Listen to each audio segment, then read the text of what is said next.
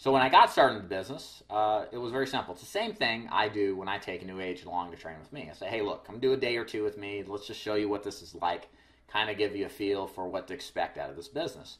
And so I rode along and watched and thought, wow, this is pretty simple. You just door knock these leads, show up on a preset appointment, maybe you call them ahead of time, offer what you have, and then present some options and ask for the business, and rinse and repeat. Very simple, and it is. And once I got trained up, went out and bought some leads. Did okay my first week or two, then really kind of got some steam. Was writing about $10,000 to $12,000 a month. All this time I was actually doing it part-time because I had a personal training fitness gym that wasn't doing so good but was still providing income.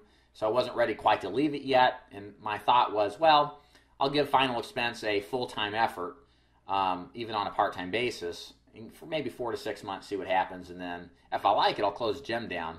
And then I'll jump into that full time because I see some opportunity in it.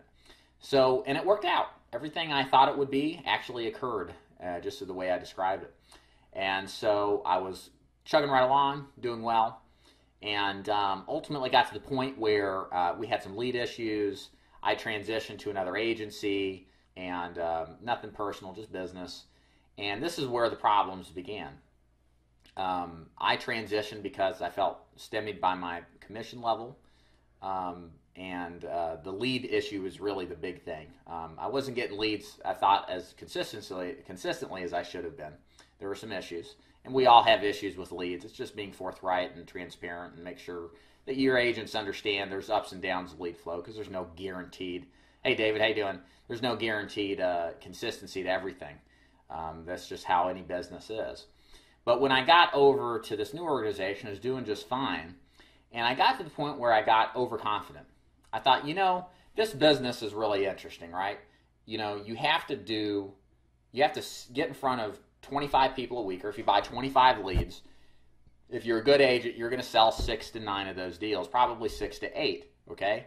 So that means I'm spending all this time talking to, 19 to 16 of these people who may express interest but aren't qualified for whatever reason.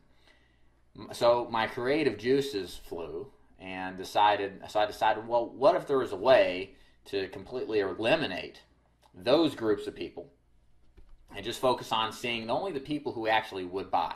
There must be a method utilizing marketing, through a direct mail piece or something like that, to where I can just sit down with people who want to buy. We all think that, I think, of what I've realized in all industries. We try to take a process and then simplify it or optimize it, one or the other. And so I went to work and developed a lead piece that actually was very specific. I mean, if you've seen a Final Expense lead piece and you see what mine is, it's night and day. It's basically the sales pitch on the lead piece card. So I sent them off. I actually got some people to buy from them. And it was not a negative ordeal, but what had happened in the meantime is that this obsession, as I would call it, with trying to optimize my system, I got away from the fundamentals.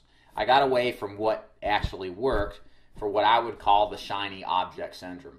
The shiny object syndrome is when your creativity is an obstacle to actually getting you results, because we're not in Final Expense to be creative, all right? This isn't a creative endeavor.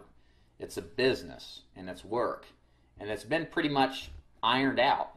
And I took that for granted as a new person. See, I came from a business and personal training where I created this advertisement. I studied a lot of marketing, Dan Kennedy, if you've ever heard of him, lots of those guys. And so I had this bias coming into Final Expense that I could make this better because I had some sort of better understanding of marketing. What I didn't understand were the people. I didn't understand the market itself. And I decided to let my ego get in the way, and my creative side, my ego-driven creative side, to get in the way of what actually worked. And so all the while I was making this thing work with these cool little lead pieces, I wasn't working the other system, and I wasn't working it as hard. And so what ultimately happened was, I got results with this thing. But the funny thing is, even dealing with the deadbeats and the people who frustrate you, I still got better results using that system, and which I didn't expect. I expected, because of all these things I'm adding to this lead piece and this marketing method, that I would somehow do better. And it just wasn't the case. And so all the while, I had made some modifications to my lead program. I will say the organization I was with dropped the ball in not explaining how the lead programs worked. Big deal when it comes to this business. You got to work with somebody who will make sure to understand and clarify things.